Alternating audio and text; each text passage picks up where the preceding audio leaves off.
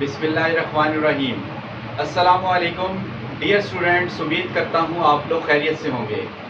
आज मैं स्टैटिस्टिक्स की स्कीम पेपर की 2021 में जो होना है या 22 में होगा, उसके पैटर्न बताऊंगा जो पंजाब के तमाम बोर्ड्स, तकरीबन जितने भी बोर्ड शामिल हैं इंटर के लिए, उन सब में इसी स्कीम के तहत पेपर आता है। स्टैटिस्टिक्स के सेकेंड ईयर के स्टूडेंट्स इन चैप्टर्स के नाम से वाकिफ़ होंगे कि सेकेंड ईयर में जो सबसे पहला चैप्टर है नॉर्मल डिस्ट्रीब्यूशन, उसके बाद सैम्पलिंग डिस्ट्रीब्यूशन, फिर estimation, hypothesis testing, simple regression and correlation, और उसके बाद है association, time series and orientation of computer.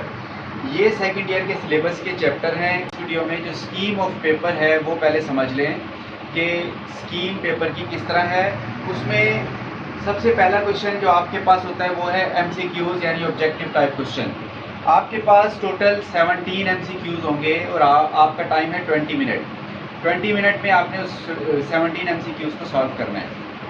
अब MCQs की जो स्कीम है वो आप समझ लें। MCQs में सबसे पहले नॉर्मल डिस्ट्रीब्यूशन चैप्टर है, इसमें से तकरीबन 3 MCQs आते हैं, बाज़ दफ़ा ये 4 भी हो जाते हैं। इसी तरह सैम्पलिंग एंड सैम्पलिंग डिस्ट्रीब्यूशन, इसमें भी 3, यूजुअली आमतौर पर 3 MCQs आते हैं। इसमें एग्जामिनर इसमें एक इजाफा कर सकता है, कमी नहीं करता। उसके बाद एस्टिमेशन है, इसमें से 1 MCQs लाजमी है, 2 भी हो सकते हैं। हाइपोथेसिस टेस्टिंग, इसमें से 2 या 3 MCQs, और इसी तरह सिंपल रिग्रेशन एंड कोरिलेशन, इसमें से भी 3 MCQs आएंगे।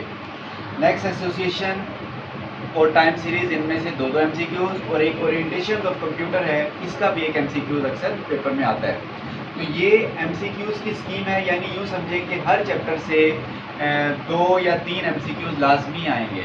इसके लिए आप तमाम चैप्टर के MCQs तैयार करें। उसके बाद आते हैं शॉर्ट क्वेश्चन पे, यानी फर्स्ट क्वेश्चन आपका हो गया कि आपने ऑब्जेक्टिव टाइप हल करनी है, और जो सेकंड क्वेश्चन आपको सब्जेक्टिव का पेपर देंगे उसमें क्वेश्चन नंबर 2, क्वेश्चन नंबर 3 और क्वेश्चन नंबर 4, ये 3 क्वेश्चन होते हैं जिसमें डेफिनेशंस और शॉर्ट क्वेश्चन शामिल हैं। अब डेफिनेशंस का किस तरह कम्बिनेशन बनता है, पेयरिंग कैसे बनती है, डेफिनेशन और उसमें कुछ शॉर्ट क्वेश्चन भी होते हैं। तो आप अगर सिर्फ डेफिनेशंस भी कर लेंगे, क्योंकि चॉइस होती है क्वेश्चन में, अगर आप सारी डेफिनेशन करेंगे तो आपके जितने भी शॉर्ट क्वेश्चन हैं वो कंप्लीट हो जाएंगे। अब डेफिनेशन किस तरीके से आती है उसके लिए देखिए, सबसे पहला चैप्टर नॉर्मल डिस्ट्रीब्यूशन है। इसमें 5 तकरीबन डेफिनेशंस और शॉर्ट क्वेश्चन मिला के 5 क्वेश्चन बनते हैं। ये क्वेश्चन नंबर 2 में इसके क्वेश्चन आते हैं, और इसमें जो डेफिनेशंस हैं वो कुछ प्रॉपर्टीज़ में से आ जाती हैं कुछ। इसी तरह नेक्स्ट सैम्पलिंग डिस्ट्रीब्यूशन है, इसमें से तकरीबन 6 डेफिनेशंस, इसमें कुछ शॉर्ट क्वेश्चन, 1-2 शॉर्ट क्वेश्चन होंगे, और तकरीबन 4 जो है वो डेफिनेशंस आएंगी। इसी तरह नेक्स्ट चैप्टर एस्टिमेशन, इसमें से 4 डेफिनेशन शॉर्ट क्वेश्चन को मिला के, और हाइपोथेसिस टेस्टिंग चैप्टर नंबर ये है 13 आपकी बुक में, इसमें 4 डेफिनेशंस। इसी तरह रिग्रेशन एंड कोरिलेशन, ये दोनों चैप्टर एक साथ ही टॉपिक का नाम है, रिग्रेशन एंड कोरिलेशन, इसमें से तकरीबन 5 डेफिनेशंस आएंगी। और नेक्स्ट एसोसिएशन में से 4 डेफिनेशंस, और इसी तरह टाइम सीरीज़ है उसमें से 4 डेफिनेशन, और लास्ट जो कंप्यूटर से रिलेटेड चैप्टर है ओरिएंटेशन ऑफ कंप्यूटर, उसमें से 2 डेफिनेशन आएंगी। अब इसमें जो पहला क्वेश्चन आपके पास ऑब्जेक्टिव के बाद जो क्वेश्चन नंबर 2 बनेगा, उसमें ज़्यादातर नॉर्मल डिस्ट्रीब्यूशन या फिर सैम्पलिंग, और उसके अलावा इसमें मिक्स करते हैं टाइम सीरीज़ की डेफिनेशंस को भी। इसी तरह जो नेक्स्ट क्वेश्चन है उसमें नेक्स्ट चैप्टर आपके एस्टिमेशन, टेस्टिंग ऑफ हाइपोथेसिस, इसकी डेफिनेशन शामिल होती हैं। इसी तरह क्वेश्चन नंबर 4 होता है, वो भी बाकी चैप्टर्स की डेफिनेशन शामिल है। ठीक है, जितनी भी टॉपिक आप पढ़ेंगे उसकी डेफिनेशन लाजमी करें। अगर आप डेफिनेशन को तैयार करेंगे तो मैक्सिमम MCQs भी आपको समझ आ जाएंगे। अब जो लॉन्ग क्वेश्चन की बारी आती है, लॉन्ग क्वेश्चन को ध्यान से सुनना है। लॉन्ग क्वेश्चन के लिए बाज़ दफ़ा लड़के चैप्टर जो स्टूडेंट्स हैं वो चैप्टर कर लेते हैं जिसमें से लॉन्ग क्वेश्चन कंप्लीट नहीं आता। तो आप इस पैटर्न को अच्छी तरह समझ लें कि जो लॉन्ग क्वेश्चन है उसके लिए सबसे first chapter normal distribution, normal distribution में से एक कंप्लीट लॉन्ग क्वेश्चन आएगा 8 नंबर का। 8 नंबर का किस तरीके से, एक पार्ट 4 नंबर का और दूसरा पार्ट भी 4 नंबर का, यानी 2 पार्ट बनेंगे नॉर्मल डिस्ट्रीब्यूशन वाले चैप्टर में से, और वो कंप्लीट एक क्वेश्चन आ जाएगा। जो सेकंड क्वेश्चन है वो सैम्पलिंग एंड सैम्पलिंग डिस्ट्रीब्यूशन वाले चैप्टर में से आता है, और दोनों पार्ट उसी चैप्टर में से बनेंगे, यानी 4-4 नंबर के 2 पार्ट होंगे। ये आपका क्वेश्चन नंबर 2 हो गया। इसी तरह जो नेक्स्ट क्वेश्चन नंबर 3 है वो एक चैप्टर एस्टिमेशन और हाइपोथेसिस टेस्टिंग, ये दो चैप्टर आपको करने पड़ेंगे अगर आप इस क्वेश्चन को अटेम्प्ट करना चाहते हैं। तो दो क्वेश्चन दो पार्ट इसके होते हैं, एक एस्टिमेशन में से 4 नंबर का पार्ट और इसी तरह हाइपोथेसिस टेस्टिंग में से 4 नंबर का पार्ट आता है। ये आपका क्वेश्चन नंबर 3 हो जाएगा। इसी तरह क्वेश्चन नंबर 4 वो है रिग्रेशन एंड कोरिलेशन वाला चैप्टर। एक पार्ट रिग्रेशन के टॉपिक में से आमतौर पर आता है और बी पार्ट जो है वो कोरिलेशन वाले टॉपिक में से आता है। यानी ये आपका क्वेश्चन नंबर 4 ये और ये है कंप्लीट 8 नंबर का। इसी तरह एसोसिएशन और टाइम सीरीज ये नेक्स्ट दो चैप्टर हैं। एसोसिएशन चैप्टर नंबर 15 एक पार्ट आएगा इसमें से, और इसी तरह टाइम सीरीज है चैप्टर नंबर 16 एक पार्ट इसमें से आता है लॉन्ग का। इन दोनों को मिलाकर एक क्वेश्चन बनेगा। तो अब लॉन्ग क्वेश्चन कितने हो गए आपके पास?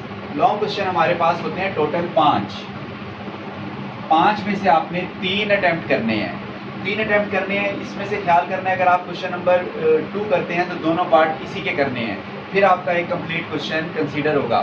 ठीक है, इसमें जो मैं स्टूडेंट्स को ज़्यादातर मशवरा देता हूँ चैप्टर तैयार करने के लिए, वो जो इजीली तैयार कर लेते हैं स्टूडेंट्स, उसमें एक रिग्रेशन एंड कोरिलेशन, ये कंप्लीट एक क्वेश्चन 8 नंबर का बनेगा इसमें से, रिग्रेशन एंड कोरिलेशन वाला चैप्टर। इसी तरह टाइम सीरीज और एसोसिएशन, इन दोनों चैप्टर्स को मिलाकर एक क्वेश्चन बनेगा। ये भी कुछ चैप्टर आसान है, ये भी जल्दी कवर हो जाते हैं। और उसके बाद सैम्पलिंग एंड सैम्पलिंग डिस्ट्रीब्यूशन, ये 4 चैप्टर अगर आप अच्छी तरह तैयार कर लेंगे तो आपका कंप्लीट पेपर सॉल्व हो जाएगा लॉन्ग क्वेश्चन के हवाले से, क्योंकि इसमें से दोनों पार्ट बनते हैं। लॉन्ग क्वेश्चन में फिर आप अगर ये क्वेश्चन नंबर अगर 3 आपने अटैम्प्ट करना है तो उसके लिए बेहतर है कि आप सैम्पलिंग वाला चैप्टर कर लें या नॉर्मल वाला चैप्टर कर लें।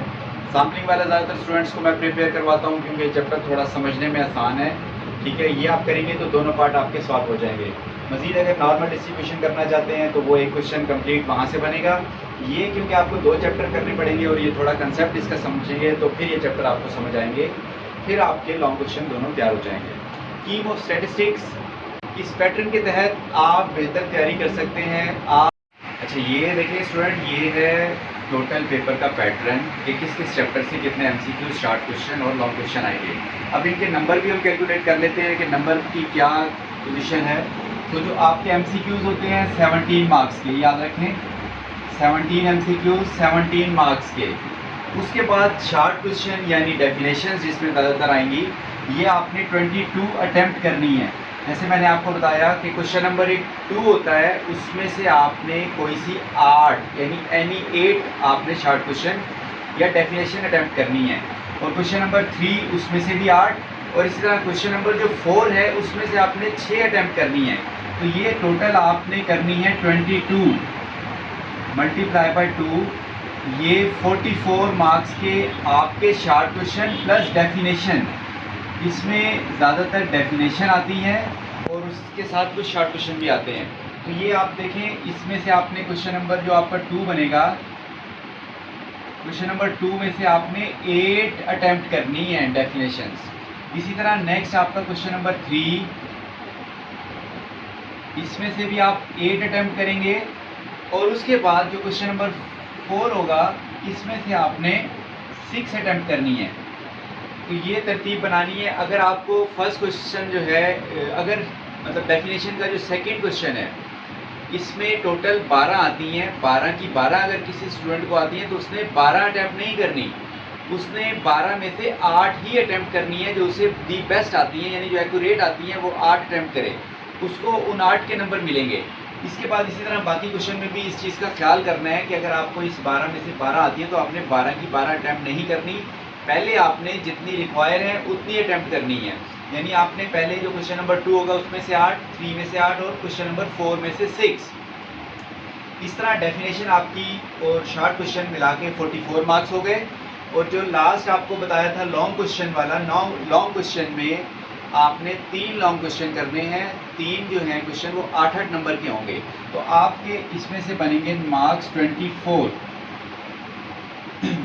तो अब ये टोटल मार्क्स आपके पेपर के बन गए 85, यानी टोटल मार्क्स 85 नंबर का आपका पेपर होगा। और इसमें अगर 33% पासिंग मार्क्स रखी जाती है तो 33% के हिसाब से 28 मार्क्स मिनिमम आपको लेने पड़ेंगे पास होने के लिए। तो अब आप अगर मैक्सिमम डेफिनेशन तैयार करेंगे तो यहाँ से आपके 44 मार्क्स इजीली आ सकते हैं। इसी तरह डेफिनेशन को अगर आप कंसेप्ट से तैयार करेंगे तो 17 MCQs भी आपके तैयार हो सकते हैं। तो अब इस पैटर्न को मद्देनज़र रखते हुए आप अपने पेपर की तैयारी करें।